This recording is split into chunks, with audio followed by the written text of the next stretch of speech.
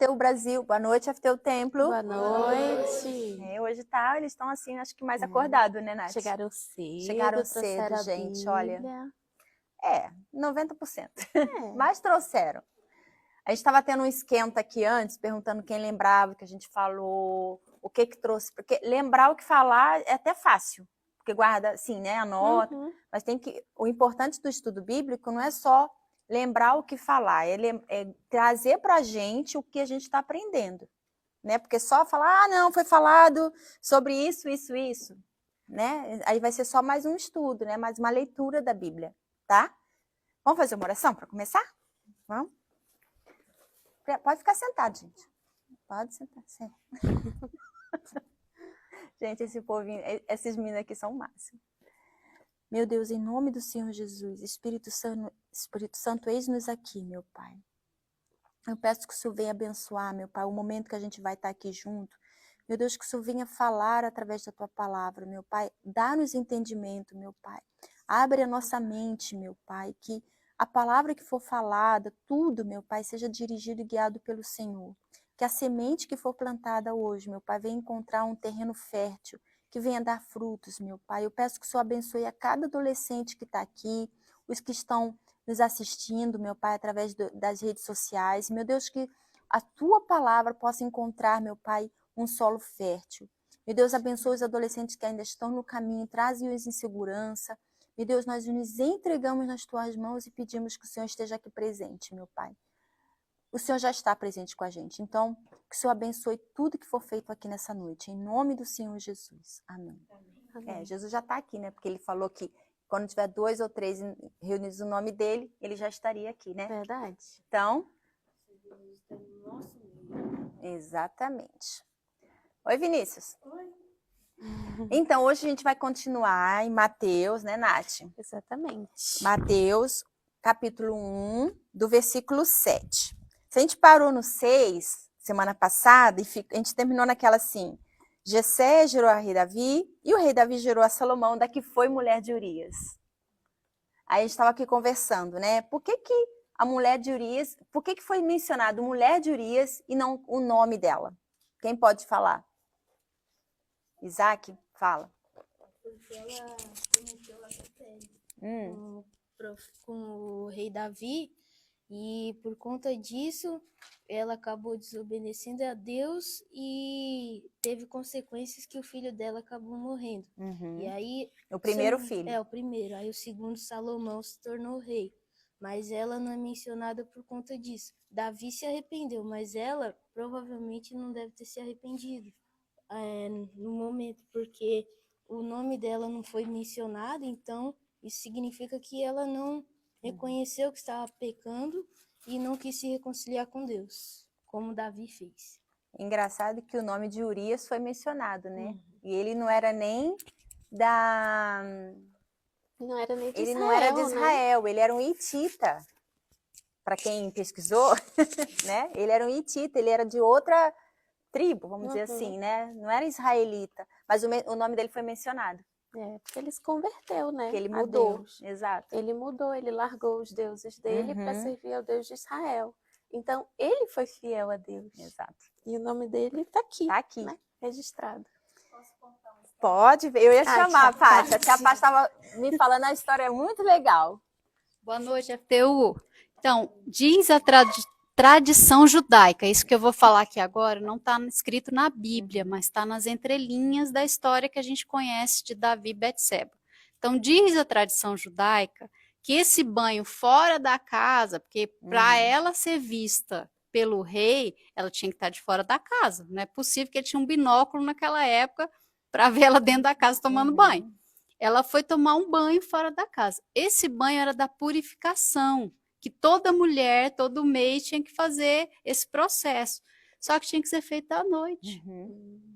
E fala, isso está escrito na Bíblia, que Davi estava dormindo de tarde, acordou e foi passear no alpendre dele. Né? Lá no como que chama? Puxadinho? Não. Onde Na faz sacada, o churrasco? né? Na sacada, lá na laje né? dele. Na laje. Foi lá na laje dar uma espiada assim e acabou vendo Betseba. O que isso significa? Que é o interessante da história que eu quero que você entenda. Ela desobedeceu uma lei. Então, ela teria que tomar esse banho à noite, quando não tivesse ninguém, o perigo de ninguém ver o que ela estava fazendo. E ela desobedeceu. E por essa desobediência, que parecia uma coisa assim, tá todo mundo para a guerra, eu vou tomar banho. Entende? Quer dizer, uma displicência, ela quebrou uma regra, quebrou uma lei e acabou levando à destruição não só dela, do filho, como Isaac acabou de falar, mas todo Israel sofreu por causa disso. Então, pense muito bem antes de você desobedecer. Uma coisa que chamou a atenção de Deus, né? Tanto que o nome dela não está sendo mencionado na genealogia do Senhor Jesus. Entenderam a parte do banho, né? Então a gente esquece o banho. A gente continua, vamos lá. Salomão gerou a Roboão. Gente, é muito nome aqui esquisito. Mas vamos lá. Roboão gerou a Abias e Abias gerou a Asa. Asa gerou a Josafá, Josafá gerou a Jurão, Jurão gerou a Uzias. São vários nomes, a gente não conhece assim história por história de cada um, mas a gente acredita, né, que para eles estarem aqui é porque não é assim à toa. Tem uma história por trás. Assim, não foi por acaso que está aqui o nome de Jotão, de Acais, Ezequias, sendo que esse Ezequias não é aquele Ezequias, né? Se a gente pegar lá atrás a história de crônicas, de reis, a gente vai encontrar o que aconteceu com essas pessoas aqui. E alguns deles foram excelentes exemplos e outros exemplos horrorosos. Mas tudo é escolha, porque todos eles tiveram uma escolha de servir a Deus como Davi servia, ou não. Todos eles tiveram uma oportunidade, né? Sim. Como todos nós temos hoje uma oportunidade, a oportunidade é dada para todo mundo. Mas quem faz a escolha sou eu. As escolhas certas ou as escolhas erradas. Eu tenho livre-arbítrio, né? A palavra de Deus diz que a gente tem livre-arbítrio. Então eu escolho servir a Deus, seguir a palavra de Deus, ou eu escolho me virar as costas para a palavra de Deus, para os mandamentos do Senhor Jesus e fazer o que eu quero. Seguir o que a minha alma pede, o que o meu sentimento pede, o coração pede. E a palavra de Deus diz o quê? O coração é enganoso. Né? Então, se a gente vou me seguir pelo meu coração, eu vou estar trilhando um caminho que às vezes pode ser sem volta. Então, pensa bem, como a tia Paty falou, Renato, pensa bem com as escolhas que vocês estão fazendo hoje. Para poder amanhã não colher o fruto, porque tudo que a gente planta, a gente vai colher. Se eu faço a escolha certa, eu planto ok, a semente ok, eu vou colher frutos bons. Mas se eu faço a escolha errada, os frutos eu também vou colher. Só que frutos errados, né? Exatamente. E assim, na posição que eles estavam, de governantes ali, não era só eles que sofriam, era o povo, porque pelo pecado de Davi, o povo também sofreu as consequências. Então, é muito importante você saber que se você está ali numa posição de representante de Cristo, tudo que você fizer vai impactar outras pessoas. Mas eu sou adolescente. Que é isso que a maioria de vocês pensa. Assim, mas eu sou adolescente. Eu não tenho assim, eu não represento, eu não tenho essa autoridade. Quem disse que não? A partir do momento que vocês até colocam a camisa do FTU, vocês estão representando o FTU. Né? Então, as escolhas que vocês fazem vai impactar sim a sua vida. E os familiares, os colegas na escola, as pessoas olham para você assim, poxa, quer dizer, se você não se esconde, né? Se você realmente fala assim, não, eu sou da Igreja Universal, eu sou da FTU, mas aí se você faz coisas erradas, escolhas erradas, as pessoas podem não vir para Jesus por sua causa. Exatamente. E eu me lembro, eu mesma, quando comecei na igreja, minha família, grande parte, detestava a igreja. Então, e eu também não tinha sabedoria, não tinha maturidade para lidar com isso. Então, eu fazia o quê? Saía de casa e passava o dia todo na igreja. E dava mau testemunho em casa. Quando eu fui entendendo que eu precisava ser um testemunho, não só na igreja, mas também fora, eu fui conquistando a minha família. E eles já não foram mais olhando a igreja como eles viam antes, como um lugar de gente bitolada, de fanáticos. Eles já foram entendendo que eu estava servindo a Deus. Então, o meu testemunho dentro de casa, eu mudei, então meu testemunho mudou. Então, eu tive abertura e hoje tenho abertura para falar de Jesus, sem ninguém olhar para mim e dizer assim, você é fanática. Porque ainda tem isso, né? Tem a pessoa que se esconde, tem a pessoa que só sabe falar de igreja. Não é nem de Jesus, é de igreja. Tem que ter o equilíbrio. Então, a gente precisa ter o equilíbrio disso e saber que eu sou sim uma representante. Onde eu for, eu sou uma representante. E eu posso estar atraindo pessoas para Jesus ou afastando. A partir do momento que eu encontro essa fé, que eu falo que eu vou viver essa fé, eu sou uma representante do Senhor Jesus aqui na Terra. Onde eu estiver, em casa, na escola, na rua, no mercado. Você pode estar no mercado, já aconteceu comigo. Está no mercado e vem um adolescente. Oi, tia! Eu, oi? Claro, eu estava com meu marido fazendo compra, a gente não estava fazendo nada, mas imagina, eu tô lá de qualquer jeito, vestida de qualquer jeito. Eu não tô na igreja, vou me vestir de qualquer maneira. O que o adolescente ia olhar para mim e falar assim, aquela é a tia CT. Ou tratando a atendente mal. Ou tratando a pessoa mal, ou falando com o meu marido de um jeito, assim. Então, onde a gente está, a gente tem que ter esse cuidado. Não é ser bitolada, mas eu tenho que ter cuidado. Poxa, eu estou representando Jesus aqui. Como é que Jesus, o que Jesus faria no meu lugar? Como é que Jesus agiria? Então, tudo isso tem que ser levado em consideração, né? Com certeza. E assim, não é ser de aparência. Porque a gente sabe também que as pessoas, elas se preocupam, né? Não, eu vou na igreja, então eu vou me comportar desse jeito. Mas não é natural. E quando o Espírito de Deus está dentro de você, é natural. Isso nem passa na sua cabeça, na verdade. A forma como você está falando, como você está se vestindo, porque você sabe, é natural de você ter esse cuidado. Você vai estar, por exemplo, você pode estar no mercado, qualquer lugar, e, claro, vai acontecer coisas para, às vezes, até tirar você do sério. Já aconteceu vários, né? Às vezes você tem que engolir aquele sapo, sabe aquela expressão? Você tem que engolir o sapo, assim? Respira. Faz cara de paisagem. Lembra de Jesus e segue em frente. Né, tia Pátia? Tá? Que já aconteceu isso contigo, Beatriz? Cri. Já? Quer falar? Teve alguma experiência? Hoje? Toma, tá fresquinha. saiu do forno. Vem, filha. 2 minutos. Se deixar, você fala. Vontade de ser observadora. A minha mãe, eu fiz aconteceu uma coisa na minha casa que não foi só culpa minha.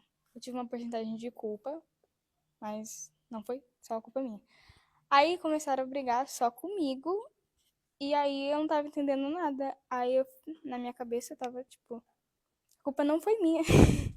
Mas aí eu fiquei quieta, e aí a minha mãe tava lá brigando comigo, eu tava, tá bom. Tá, eu vou arrumar. Aí eu respirei bem fundo. E não falei nada, né? Porque primeiro que eu tenho que respeitar minha mãe. E segundo que tinha uma parte lá que a culpa era minha também. Ela sabe. A gente conversou sobre isso antes. Vem, João. João, vem aqui, né, João? João. Tá tão novo, meu filho. Foi hoje também? Dona Marcela. Foi com ela também. Foi com a Dona Marcela. É as mães. Fala. A gente tava limpando a casa, né? E aí eu pensei que eu tinha terminado as minhas tarefas e fui me divertir, jogar e tal. E aí a minha mãe, ela brigou comigo. E aí, ela brigou comigo, gritou assim, que até meu pai se assustou, desceu da empresa e foi ver o que tinha acontecido. E aí eu só respirei fundo assim e comecei a fazer tudo de novo.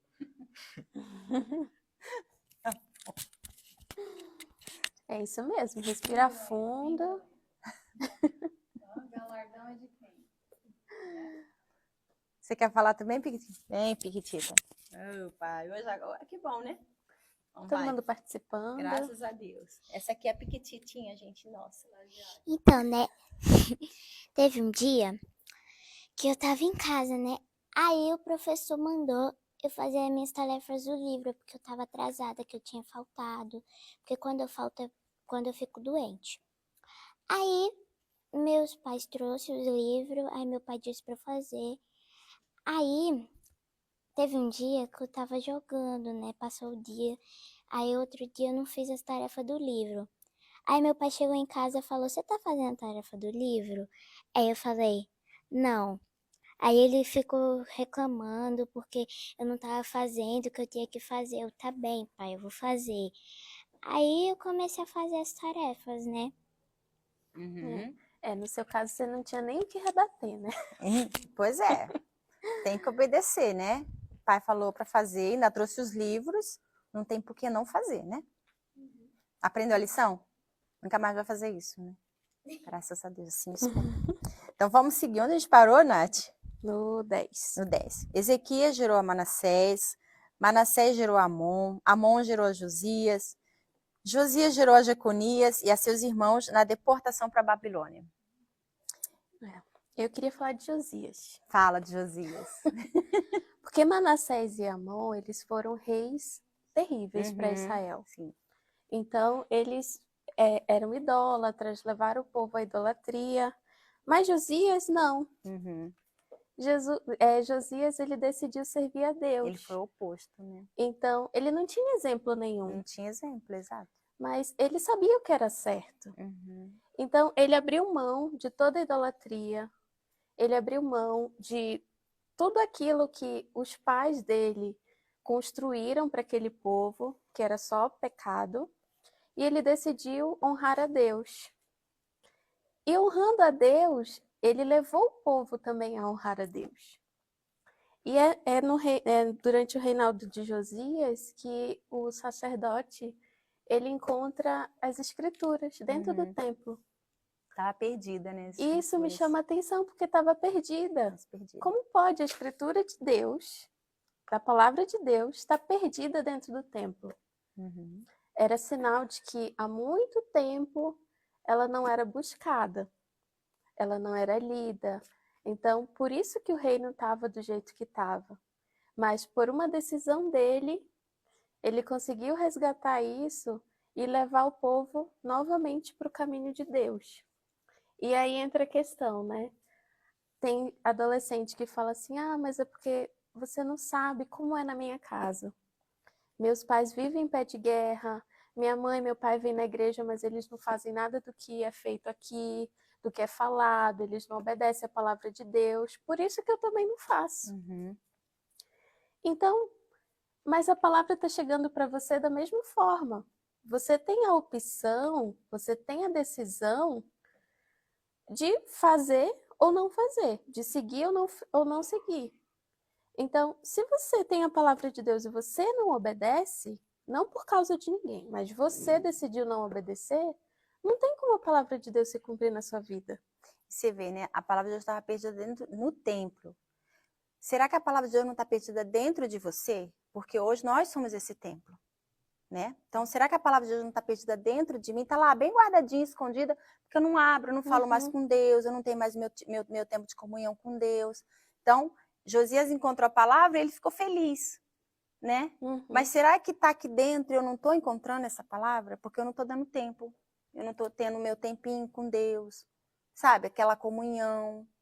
Então, tem que ter esse cuidado. Vocês estão aqui, tem de vocês já está mais de um ano aqui no FTU.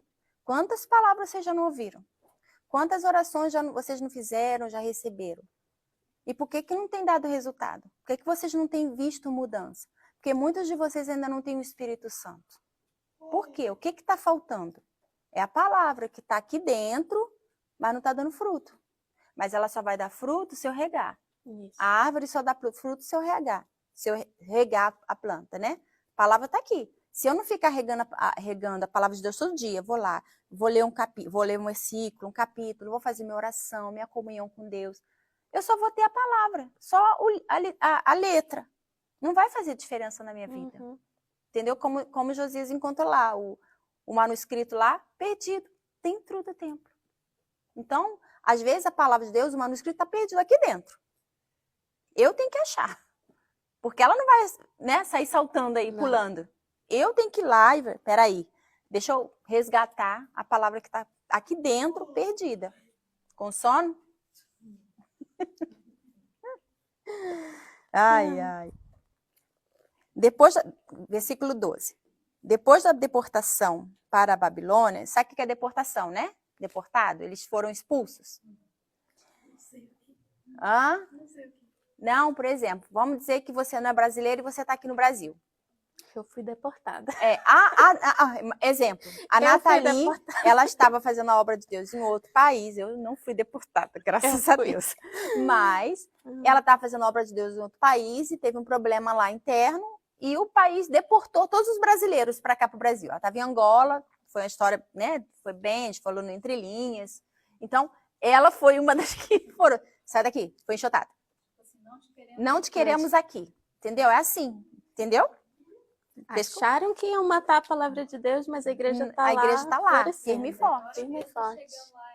Exatamente. E o povo está lá assistindo, porque eu É, outro dia a gente mensagens tinha lá, também. gente aqui.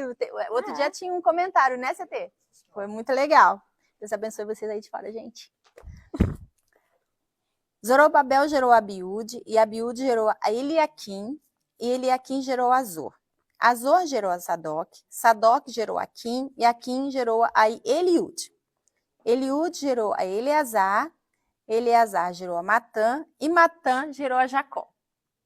Aí chega o versículo, muito legal, gente. 16. Jacó gerou a José, marido de Maria, da qual nasceu Jesus, que se chama o Cristo. Outra vez, Maria está aqui. Mas quem foi mencionado primeiro? Cri, acordem. Já está terminando. Aí a tia Fátima vem contar a história de José e Maria. Yes. A tia Fátima vai explicar a história de José e Maria, porque eu falei com ela assim, como pode? Semana que vem a gente coloca uma cadeirinha.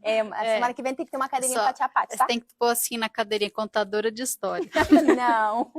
Mas é muito legal quando você lê a Bíblia e não só deixa o passarinho vir, como você falou semana passada, que eu tô lembrando, ó. Deixa o passarinho vir e roubar de você a semente. Como que eu faço então para ela ficar dentro de mim? Quando você começa a pensar, você usa a sua razão, não a emoção. Você pode estar com sono, você pode estar com fome, você pode estar cansado, falando, ai, que mulher chata. Mas a palavra de Deus permanece para sempre se você guardar aí dentro de você.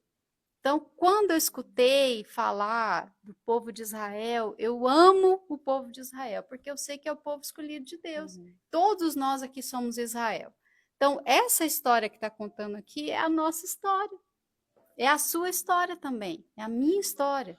Então, quando fala aqui, me chamou muito a atenção, porque fala José, marido de Maria. E todas as outras vezes que a gente viu lá atrás, desde o primeiro versículo, não é o contrário?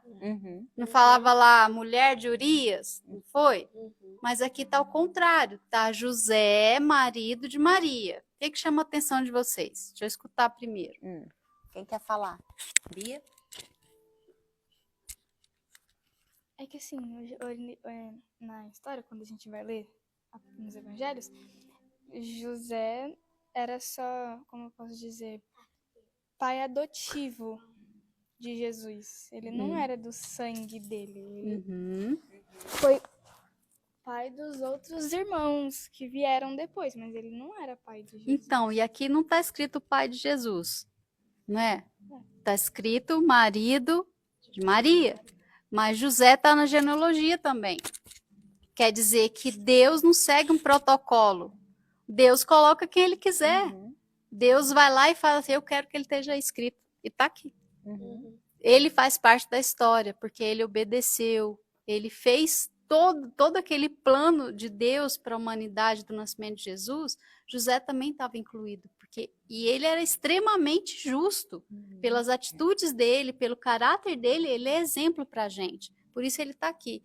Mas uma coisa interessante, quando a gente fala lá do povo de Israel, quando a gente lê lá na Mulher Virtuosa, uma coisa que sempre me intrigou também, quando falava assim, mulher virtuosa, aí eu li aquela palavra virtuosa, falei, gente, nunca vou conseguir chegar. Tô tão longe dessa mulher, sabe, lá em Provérbios, alguém já leu quando fala da mulher virtuosa? Já, meninas? Provérbios 31, não? Provérbios 31, depois você lê em casa, Depois então, você tarefa vê. de casa aí, ó. Provérbios 31 para as Já leu o meninas. livro? Ah, tem um livro, Ah, exato. Tá feito um tem. livro Tá até. escrito já, tá contando da mulher virtuosa, desde a hora que ela levanta até a hora que ela vai dormir. Eu falava assim, e essa palavrinha, eu falava, gente, por que que fala virtuosa? Tinha que ser assim, mulher poderosa, não sei, alguma coisa assim. Mas era assim, tava tão longe, tão longe, tão longe. Aí eu fui buscar entender o que que era mulher virtuosa, porque ela era a mulher do valente, quando fala lá, Eshet Shail. Se eu falar errado, vocês me corrigem, povo de Israel. Mas é mais ou menos assim, Eshet Shail, quer dizer, a mulher do valente. Ela não era citada pelo nome. A mulher do valente, ela era conhecida, um exemplo. Se hoje eu vivesse lá em Israel, eu ia ser conhecida pela esposa do Valber. Não ia falar Patrícia. Não ia falar dona, né, João? Não era dona Patrícia, era a esposa do Valber. Porque quem está em primeiro é o Valber, não é a Patrícia. Mas aqui está o contrário. É muito interessante isso. Mas os dois estão aqui. José e Maria estão aqui na genealogia de Jesus. E ela como a que gerou Jesus. E José como o marido dela. Os dois estão ali, ó, juntos, caminhando lado a lado. Mas é interessante você lembrar disso. Pelo que você vai ser conhecido? Né? A gente já está finalizando aqui. E o mais importante de todas essas pessoas, e é legal aqui, por exemplo, na Bíblia que eu tenho, no aplicativo, cada pessoa aqui, ela tem um nome. Em cada nome tem um significado. E se você depois ler a história, antes mesmo dela fazer o que ela fez, já estava escrito no nome dela. Não sei se vocês estão entendendo o que eu estou falando. Por exemplo, se eu clico aqui em José, está escrito o que acrescentou, o patriarca. Ele acrescentou. Então, a sua história, na verdade, são as suas escolhas, como a gente falou. Você escolhe em que lugar você vai estar aqui, porque todos nós fazemos parte desse povo. Deu para entender, né? Deu. E o que você tem acrescentado na vida das pessoas que estão ao seu redor? José, ele acrescentou, ele mudou, né? Ele obedeceu, porque depois a gente vai chegar na parte do nascimento do Senhor Jesus, na parte que ela engravidou, do Espírito Santo. Como a Bia falou, José não foi pai de Jesus. Quem foi o pai de Jesus? Ah, quase, né, José? Quase. Então, José não foi pai de Jesus. Ele foi pai dos irmãos, dos que vieram. Porque depois a Maria, spoiler, Maria não era mais virgem depois que casou, tá, gente? Ela casou, não era mais a Virgem Maria, não. Ela teve vários filhos. Para quem viu a novela, né, teve os irmãos de Jesus, né, Nath? Sim. Então, spoiler, para quem não sabia. Então, depois a gente vai entrar na parte do nascimento de Jesus, que o anjo falou para ele, não, segue, obedece, que o que está sendo gerado nela é do Espírito Santo. Então, ele obedeceu. Quantas vezes a gente fala, faz assim, segue dessa forma. E o adolescente, não, eu vou seguir do meu jeito. Ele creu, né? Ele creu. Ele não questionou. não- Quando ele exato. soube que era um propósito de Deus, ele foi e obedeceu. E também, Deus não precisava de José, porque ele já colocou na Maria o feto, né? Aí, Deus queria que José estivesse junto com a Maria para fazer o papel de pai, para ter o pai de Jesus. Para ele ter um pai aqui na Para terra, ser né? o protetor. Porque ele aprendeu, até Jesus foi carpinteiro. Para quem não sabe, ele tinha uma profissão. Talvez eles não saibam, né? Hã? Oi? Já leu? Esqueceu? Então, ele tinha uma profissão antes de ele começar o ministério dele. Mas é outra história para outro dia. Então, fica aqui hoje, né? O que a gente aprendeu. O que a gente aprendeu, Nathalie? Ai, tanta coisa. Muito legal. É como a tia Paty falou, vocês têm que se... vai lendo, pega o nome. É que a gente, para falar nome por nome, a gente vai ficar aqui, né? Muito tempo, não pro resto da vida. Até meia-noite, mais ou menos, fazer uma vigília. Mas faz o trabalhinho de casa. Poxa, quem é essa pessoa? Como a Nath falou lá de Josias. Muito legal. Vou lá, vou ver quem é Josias. O que ele fez?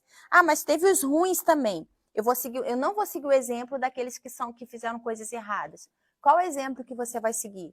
José, ele pode não ter sido o pai de Jesus na terra, aqui na terra, nem no céu, né? Porque foi Deus. Mas ele ensinou muita coisa para Jesus. Ele fez o papel de protetor da ele família. Protegeu a Porque família. você imagina, se Maria fosse mãe solteira naquela época, ela ia ser apedrejada quando descobrisse. Grávida ainda. Né? Então Jesus não ia nem conseguir nascer. Exatamente. Então Deus providenciou tudo. Escolheu um homem de Deus, que era temente a Deus. Obediente para cuidar de Maria. Sim. E ser esse protetor. Tanto é que quando Jesus nasceu, depois teve a perseguição, que lá o rei mandou matar todos os recém-nascidos. Então, quem foi que protegeu a família? O anjo falava com José. E quando o anjo falava, ele ia lá rapidinho e tomava uma atitude de proteger aquela família para que nada viesse a acontecer com Interessante Jesus. que o anjo já não falava com Maria, né? Ele só falou uma vez, né?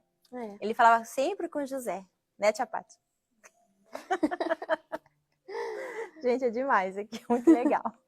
A gente vai ficando por aqui hoje, só para vocês terem o gostinho do Quero Mais. Semana que vem, a gente vai continuar Nascimento de Jesus Cristo. Mateus, capítulo 1, versículo 18. Só para lembrar que às terças-feiras a gente tem a live também sobre o Somos Todos Filhos de Deus, embola tudo aqui na língua. Mas é o livro que a gente não parou de ler, a gente está lendo Somos Todos Filhos de Deus, mas sexta-feira, presencialmente aqui, estudo bíblico. Quem não tem a Bíblia, adquire. Ou a Bíblia do Bispo Macedo, a gente tem uma nova Bíblia agora com novos comentários, é o que a gente estava falando até aqui antes. Muito legal a Bíblia do Bispo, porque você pode ler os comentários.